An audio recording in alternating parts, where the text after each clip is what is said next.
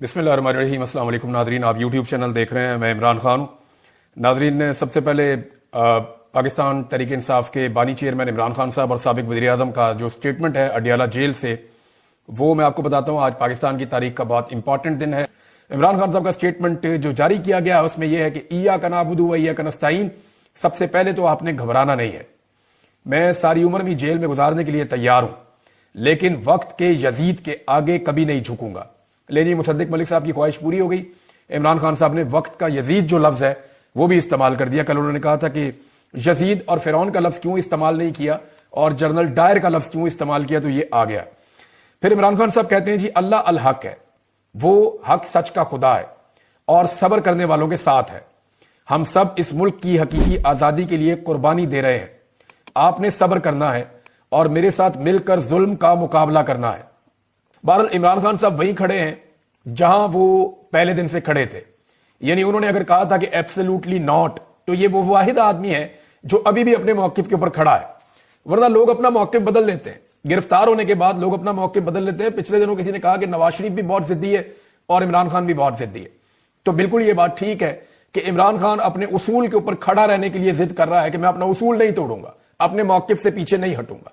और नवाज शरीफ ने हमेशा गिरफ्तार होते ही डील की जिद की है और इतनी जिद की डील की कि नवाज शरीफ को हर मर्तबा डील मिल गई है। कभी अमेरिका ने डील लेकर दी, कभी सऊदिया ने डील लेकर दी, कभी किसी और अरबी मुल्क ने डील लेकर दी, कभी पाकिस्तान के अंदर एस्टेब्लिशमेंट में मौजूद लोगों ने डील लेकर दी।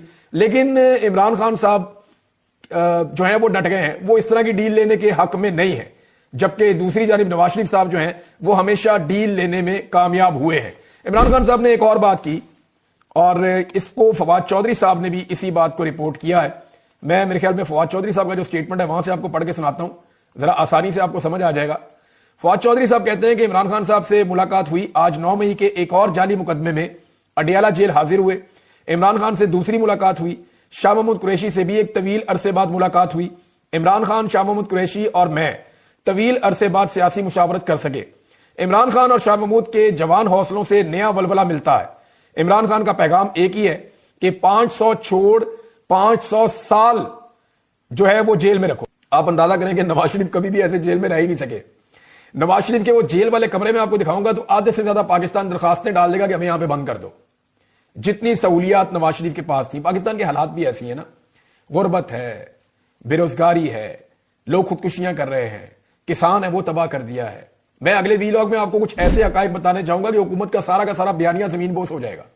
मैं आपको बताऊंगा कि इन्होंने मईशत को कैसे तबाह किया और अदादो शुमार के साथ बताऊंगा। और ये अदादो शुमार और बयानात उन लोगों के हैं जो इस हुकूमत के साथ जुड़े हुए लोग हैं। और साबित करूंगा आपको कि किस तरह इमरान खान साहब के दौरे हुकूमत में चलती हुई मईशत को सिर्फ एक रिजीम चेंज ऑपरेशन की ख्वाहिश पूरी करने के लिए तबाह बर्बाद कर दिया। पाकिस्तान को कितना बड़ा नुकसान और डेंट डला है वो सारा कुछ मैं आपको अगले वीलॉग में बताऊंगा। लेकिन पहले ये आप फवाद चौधरी साहब का स्टेटमेंट मुकम्मल सुन लें। उन्होंने कहा कि इमरान खान का पैगाम है कि 500 दिन छोड़ 500 साल जेल में रखो। मैं किसी डील करने के लिए तैयार नहीं हूं। हां, मुज़ाकरात करें, सियासी जमात है, सियासी जमातें गुफ्तगू पर यकीन रखती हैं। मुल्क में जारी बहरान के खात्मे के लिए बातचीत वाहिद रास्ता है। इमरान खान इंतकाम पर यकीन नहीं रखते, हुकूक पर यकीन रखते हैं। सियासी दर्जा हरारत में कमी मुल्क और कौम और सियासत के मफाद में है। अपोजिशन सियासी जमातों के ताउन से आगे बढ़े और मुल्क में नए इंतखाबात की तरफ जामे हल तलाश करना असल मकसद है। मुज़ाकरात में इमरान खान क्या मांगेंगे? जाली केसों में इमरान खान को अंदर रखा हुआ है। ये तो हुकूमत पहले ही ऑफर करना चाहेगी कि जनाब आपके जो जाली मुकदमात हैं, सियासी मुकदमात हैं, उनमें हम रिहाई करवा देते हैं। हुकूमत के बाद देने के लिए यही होता है। और वो भी एस्टेब्लिशमेंट अगर चाहेगी तो, क्योंकि ख्वाजा आसिफ ने अपने मुंह से कह दिया, खुद एतराफ जुर्म कर लिया है कि इमरान खान साहब जब कहते थे कि हम एस्टेब्लिशमेंट के साथ बात करना चाहते हैं, इनके तो पल्ले ही कख नहीं है, तो अब ख्वाजा साहब ने खुद ही कह दिया जी हम तभी बात कर पाएंगे जब एस्टेब्लिशमेंट चाहेगी। तो ये एस्टेब्लिशमेंट की कठपुतलियां हैं। जब तक एस्टेब्लिशमेंट नहीं चाहेगी ये हुकूमत बात नहीं कर पाएगी। ये तो ख्वाजा साहब ने खुद एतराफ जुर्म कर दिया कि जनाब हम तो कठपुतली हैं। इनके लोग बार बार ये कहते भी रहते हैं कि हमारी तो हुकूमत ही नहीं है, हमारी औकात ही नहीं है। इमरान खान साहब ने बात जिनसे करनी है उन्हीं से करनी है। जब वो उनसे बात कर लेंगे तो हम भी चल पड़ेंगे। ये तो मामला है क्लियर। लेकिन ये हुकूमत दे क्या सकती है? हुकूमत और एस्टेब्लिशमेंट इमरान खान साहब को जो फौरी तौर पर ऑफर कर सकती है वो यही है कि बेगुनाह लोग आपके छोड़ देते हैं। पीटीआई क्या मांगेगी उनसे? वो कहेंगे जी मैंडेट वापस करो। मैंडेट देते हैं तो चोर डिक्लेयर हो जाते हैं, हुकूमत भी खत्म हो जाती है और फंस भी जाएंगे बहुत बुरी तरह। सारा का सारा निजाम नंगा हो जाएगा, एक्सपोज हो जाएगा। तो ये मुज़ाकरात एस्टेब्लिशमेंट के साथ जब इमरान खान साहब कहते हैं तो ठीक कहते हैं। उसकी वजह क्या है? देखें, एस्टेब्लिशमेंट के पास कम से कम यह पावर मौजूद है कि वो कहे ठीक है, जो हो गया सो हो गया, नए इलेक्शन करवा देते हैं। वो ये तो नहीं चाहेंगे कि जितना गंद मारा गया इस मुल्क में वो उठा के एस्टेब्लिशमेंट के और मौजूदा हुकूमत के इनके कंधों पे रख दिया जाए और इनको जलील और रुसवा किया जाए सारी दुनिया के अंदर। ये तो वो नहीं चाहेंगे। हां, लेकिन वो इतना जरूर कर सकेंगे कि ठीक है, हम पाकिस्तान में फ्री एंड फेयर इलेक्शन की तरफ चले जाते हैं, आप हमें 6 महीने दे दें या 4 महीने दे दें या 5 महीने दे दें, आप निकल के अपनी पब्लिक कंपेन करें, उनको भी इजाजत देते हैं, वो भी अपनी पब्लिक कंपेन करें। 6 महीने के बाद हम आपको तहरीरी वादा कर देते हैं या हम आपसे वादा गारंटी के साथ कर देते हैं कि पाकिस्तान में इलेक्शन हो जाएगा, तो फिर पाकिस्तान में इलेक्शन करवा दिए जाएंगे।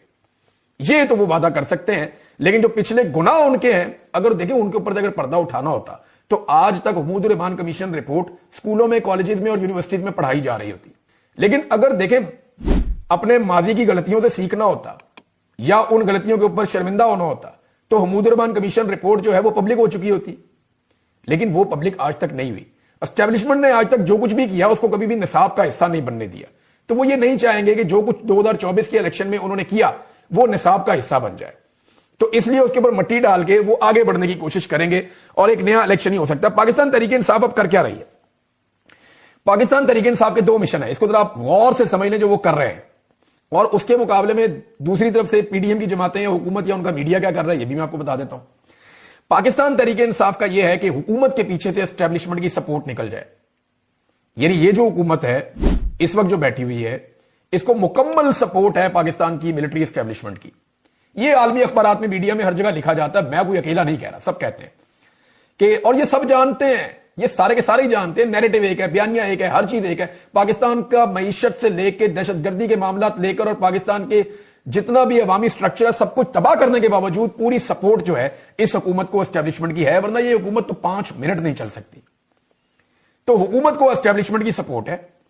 पाकिस्तान तहरीक इंसाफ का पहला मिशन है कि एस्टेब्लिशमेंट की सपोर्ट हुकूमत के पीछे से निकल जाए, लेकिन वो तो निकलेगी नहीं, क्योंकि इस वक्त मामलात ऐसे हैं कि एस्टेब्लिशमेंट और हुकूमत दोनों इमरान खान को अपना दुश्मन समझते हैं और उन्हें लगता है कि इमरान खान आ गया तो हम दोनों के लिए मुश्किलात हो जाएंगी। अब एस्टेब्लिशमेंट की सपोर्ट हुकूमत के पीछे से कैसे निकले, उसका पाकिस्तान तहरीक इंसाफ ने हल निकाला है, और वो ऐसे निकाला है कि एस्टेब्लिशमेंट के पीछे से जो अमेरिकन सपोर्ट है वो निकाल दी जाए। इमरान खान साहब को अगर जेल में रखना है तो इन सबको मिलकर रहना पड़ेगा, क्योंकि ये सारे इमरान खान से डरते हैं। किसी का मैंडेट जाली है, कोई इस बात से डरता है कि उसने जुल्म बहुत कर दिया है, कोई इंक्वायरी से डरता है, कोई नौकरी से डरता है, कोई किसी चीज से, सब लोग डरे हुए हैं। बेशुमार पुलिस वाले शामिल हैं, एफआईए वाले शामिल हैं, ब्यूरोक्रेट शामिल हैं। जिन जिन लोगों ने 2 नंबरियां की हैं वो डरे हुए हैं सारे। बेनिफिशियरी बहुत ज्यादा हो गए ना इस निजाम के, तो ये सारे एक दूसरे के इंश्योरेंस पॉलिसी। अच्छा, ज्वाइंट अवामी एक्शन कमेटी को यह भी कहा जा रहा है कि आप लोगों को कहें कि वो निकल कर वोट डालें और आप अपने नुमाइंदे भी खड़े कर दें बेशक इलेक्शन में, क्योंकि एस्टेब्लिशमेंट को पूरा यकीन है कि अगर ज्वाइंट अवामी एक्शन कमेटी इलेक्शन में आ गई तो पीटीआई भी आ जाएगी। और धांधली का तो पूरा बंदोबस्त किया गया है, फॉर्म 47 जारी करके पीटीआई और ज्वाइंट अवामी एक्शन कमेटी को फारिग करेंगे और पीपल्स पार्टी और पीएमएलएन को एक मिलीजुली सरकार वहां पे बनाकर दे देंगे दूसरी जमातों के साथ मिलाकर। इस्तेकाम पार्टी को भी जोड़ दिया गया है मुस्लिम कॉन्फ्रेंस के साथ, ताकि वो ज़्यादा बेहतर परफॉर्म कर सकें, उनकी सीटें जस्टिफाई हो सकें। तो ये मिलिट्री एस्टेब्लिशमेंट का सारा खेल है जो वहाँ पे खेल रही है। आज़ाद कश्मीर के जो वकला हैं, आज़ाद कश्मीर बार कौंसल, उन्हें बड़ी देर के बाद होश आई है। यानी वकला तो ओवरऑल पाकिस्तान में वकला में करंटी ख़त्म हो गया। जुडिशरी की जो हालत है, जो पाकिस्तान की अदलिया के साथ हो चुका है, वही आज़ाद कश्मीर में भी अदलिया के साथ हो रहा है। वकला वहाँ पे भी उतनी जिम्मेदारी ले रहे हैं जितनी पाकिस्तान में ले रहे हैं। अब आज़ाद कश्मीर की जो बार कौंसिल है वो अब खड़ी हो गई और वो ये कह रहे हैं जनाब कि बड़ी ज़्यादती हुई है, इलेक्शन एक ही मरहले में होना चाहिए, ये 3-3 दफ़ा इलेक्शन करवा के अब ज़्यादती कर रहे हैं। देखिए, पूरे पाकिस्तान में जो इलेक्शन है वो एक दिन में हो जाता है, लेकिन आज़ाद कश्मीर के इलेक्शन को 3 मराहिल में करवाने का मकसद क्या है? वजह यह है कि वहाँ पर निज़ाम कंट्रोल में नहीं है, अवाम कंट्रोल में नहीं है, और इस इलेक्शन के नतीजे में वो नताइज हासिल करने हैं जो एस्टेब्लिशमेंट चाहती है, तो फिर उनको मरला वाइज करना पड़ेगा, एकदम वो कर नहीं पाएंगे।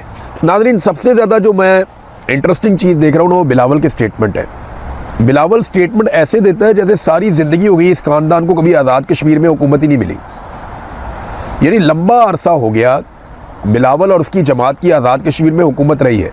आज भी जो हुकूमत है आज़ाद कश्मीर में वो बिलावल की पॉलिटिकल पार्टी, पीपल्स पार्टी की है। लेकिन वो तकारीर ऐसे करते हैं जैसे कि उन्हें कभी यहाँ मौका ही नहीं मिला। हम ये दे देंगे, हम वो दे देंगे, हम ये कर देंगे, हम वो इनकलाब ले आएंगे। भाई आपने कुछ करना होता तो गुज़िश्ता 40-50 साल से आप मुसल्लत हैं। आज़ाद कश्मीर में आप और मुस्लिम लीग नून लगातार हुकूमत करते चले आ रहे हैं, तो आज तक आप कुछ ना कुछ तो कर देते आज़ाद कश्मीर के लोगों का। क्योंकि आज तक आपने आज़ाद कश्मीर के लोगों के लिए कुछ नहीं किया तो लोग आप पे भरोसा क्यों करें? और लोग भरोसा कर भी नहीं रहे। मैं सीरियसली आपको बता रहा हूँ, अगर फ्री एंड फेयर इलेक्शन होते तो पीपल्स पार्टी 2-3 सीटों तक भी शायद बहुत मुश्किल से पहुँचती। इन हालात में जॉइंट अवामी एक्शन कमेटी और पीटीआई अगर इलेक्शन लड़ते तो वो स्वीप कर जाते। पीएमएलएन के हालात तो बिल्कुल ही ख़राब है ना। वो तो पीपल्स पार्टी से भी गई गुजरी सूरत हाल में उनका सारा इन्हिसार इस बात पे है कि जो पंजाब के अंदर जम्मू कश्मीर वाली सीटें रखी गई हैं मुहाजिरीन की, वो वहाँ से कुछ सीटें जीत के और कुछ आज़ाद कश्मीर में उनको मिलिट्री एस्टेब्लिशमेंट तरस खा के कुछ सीटें दे दे तो किसी और के साथ मिलके वो कोई हुकूमत बनाने की पोजीशन में आ जाए। इसके अलावा उनकी हैसियत कुछ नहीं है। बहरहाल बिलावल साहब लगे हुए हैं जनाब कि मैं अब ये भी लेके दूंगा, वो भी लेके दूंगा। आज़ाद कश्मीर में मुकाबला इस बात का नहीं है कि हुकूमत कौन बनाता है, वहाँ मुकाबला इस बात का है कि कठपुतली कौन बनता है। यानी वहाँ पे जो सेक्टर कमांडर हैं या एजेंसियाँ हैं उन्हें अपने लिए कठपुतली सरकार चाहिए। अब वो कठपुतली सरकार के ओहदे पे कौन आकर फायज होता है, कौन अच्छा परफॉर्म करता है, इसके लिए इसका मुकाबला चल रहा है पॉलिटिकल पार्टियों में जूते पॉलिश करने का। पीएमएलएन में, पीपल्स पार्टी में, आईपीपी में और उनके साथ मुस्लिम कॉन्फ्रेंस में ये सारे जूते पॉलिश कर रहे हैं। जो ज़्यादा चमकाएगा उसको ज़्यादा सीटें मिल जाएंगी। इस वक्त तक की सूरत हाल तो नाज़रीन ये है। पीएमएलएन के आप काम चेक करें, इन्होंने 10 इलेक्ट्रो बसें रवाना कर दी हैं आज़ाद कश्मीर के लिए। वो कहते हैं मरी पहुँच भी गई है। ये मुझे अच्छी तरह याद है, एक दिन ये सियालकोट वाला जो रोड है ना, इलेक्शन आने वाला था तो हमजा शहबाज ने कहा जी यहाँ पे फ़ौरन जो है बसें चलानी है, आज चलानी है, कल चलानी है, बस 1-2 दिन के अंदर चलानी है आपने। तब हमजा शहबाज के बाद इख्तियार था, तो यहाँ एक इलेक्शन होने जा रहा था। तो उन्होंने कहा जनाब कि अब कैसे बसें चला सकते हैं, खुदा का नाम लें, हम इस रोड के ऊपर, ये रोड ही तैयार नहीं है इस बस के लिए और ये इस बस का ये रूट ही नहीं बनता। उसने कहा भाई बस चला दो, 1 दिन के लिए इलेक्शन के लिए चला दो, इलेक्शन के अगले दिन बेशक बंद कर देना, लेकिन फिलहाल को 10 दिन 5 दिन चला दो इसको। ये जनाब हमजा शहबाज के दफ्तर में जो बंदा काम करता था उसने मुझे बताया, उसने कहा सर ये इतना इलेक्शन के करीब आकर पागल हो जाते हैं कि इन्हें लगता है कि कोई भी चीज़ कहीं पे भी चला रही है ना, इनको अगर कोई ना सड़क के ऊपर जहाज़ चला दे वो भी चला देंगे किराए पे लेके कि इलेक्शन में हमें वोटें पड़ जाए किसी तरह। अब ये इन्होंने 10 बसें रवाना कर दी हैं, कोई इसकी फिजिबिलिटी नहीं बनाई गई, कोई इसकी बजटिंग नहीं हुई, कोई इसके तकनीकी तैयारियां नहीं की गई, बस बसें भिजवा दी, पहुँच रही जी कश्मीर, वहाँ पे चलेगी। ये तो बादशाहत वाला निज़ाम है ना, किसने ख़रीदी, किसके लिए ख़रीदी, कहाँ से निकाली गई, कहाँ भिजवाई गई, किसकी मलकियत थी, कहाँ पे जाकर चलेंगी, वहाँ चलाने वाला कौन होगा, इसके ऑपरेटर्स कौन होंगे, इसके ड्राइवर जो है वो यहाँ पंजाब के हैं, आज़ाद कश्मीर के लोगों को ट्रेनिंग, ये तो लंबा प्रोसीजर होता है। ये तो बादशाहत है, यहाँ से उठाई वहाँ पहुँचा दी। ये क्या तरीका है कि यहाँ से बसें उठाई वहाँ पहुँचा दी और इलेक्शन कमीशन जो है वो इसका कोई नोटिस ही नहीं ले रहा। एक पॉलिटिकल पार्टी इस वक्त इलेक्शन लड़ रही है आज़ाद कश्मीर में और वही पॉलिटिकल पार्टी बसें भिजवा रही है आज़ाद कश्मीर में कि जनाब ये बसें वहाँ पे चलाएं। तो ये तो वो सरकारी पैसे से, ये किसी के बाप का पैसा तो नहीं है। मरियम नवाज़ को रायवंड के अकाउंटों से निकाल के तो नहीं लाई ना ये हुसैन नवाज़ की बसें हैं, ना हसन नवाज़ की बसें हैं, ना नवाज शरीफ इनका मालिक है। तो नवाज शरीफ ने जाके ऐलान कर दिया, मरियम नवाज़ ने कहा ओके, वहाँ डांस करके दिखा दिया बाबा जी ने, उसके बाद इन्होंने कहा जनाब बसें जा रही हैं। यार ये तो आवाम की बसें हैं ना, तो आवाम के माल को ऐसे खर्च करते हैं ये बादशाह बन के अपने ज़ाती मफाद के लिए कि कोई बादशाह भी शायद ऐसे आवाम का पैसा नहीं लुटाता होगा। इमरान खान साहब की बहन उस्मा खानम ने कुछ स्टेटमेंट दिया, वो बहुत इंपॉर्टेंट है। उनके पास मुकदमा एक के बाद होते जा रहे हैं बहनों के ऊपर, उनके ऊपर वो डीजी खान वाला मुकदमा था।